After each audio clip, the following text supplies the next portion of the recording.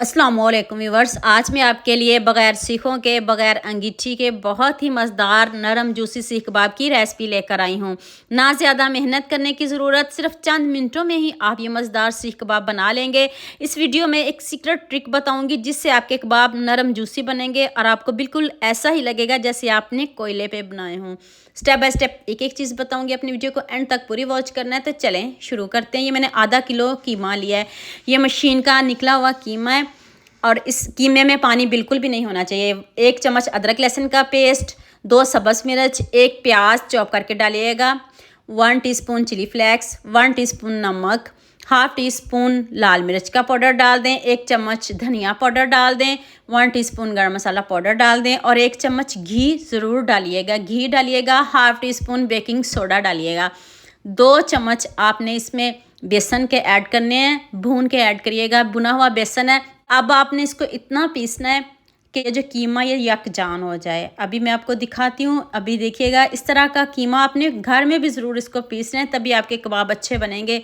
Look इसकी check कर लें, इस तरह का बारीक होना चाहिए। पहले भी आप मशीन से 2-3 मरतबा निकाल लीजिएगा। जब आप मसाले डालो तब भी आप इसको 1 मरतबा ज़रूर पीसिएगा। इससे मसाले भी बहुत अच्छे से मिक्स हो जाएंगे।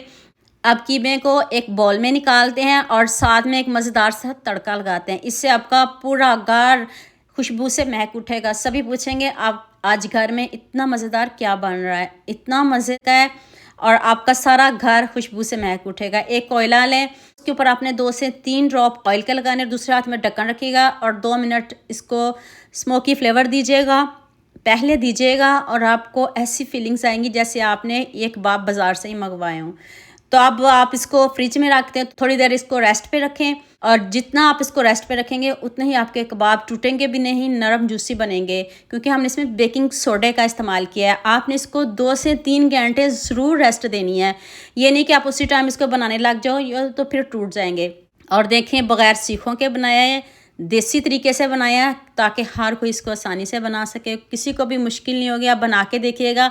इधर अब आपके हाथों का जादू है, आपसे टूटते हैं ये ऐसे बनते हैं। मैंने आपको सही तरीके से बताया। अब आप इसको ज़रूर बनाइएगा। कीमा तो सभी घरों में होगा, इसको ज़रूर बनाइएगा।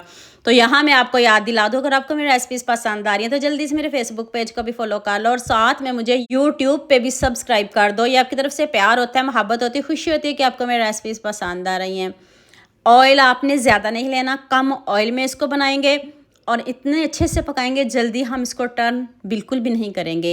एक साइड से गोल्डन कलर आ जाए तब हम इसको टर्न करेंगे। जल्दी टर्न नहीं करिएगा वरना टूट जाएंगे। बार बार भी हम इसको टर्न नहीं करेंगे। और हाँ, मुझे जल्दी से ये भी बता दिया मुझे किन किन मुल्कों और किन किन शहरों से देख रहे हैं।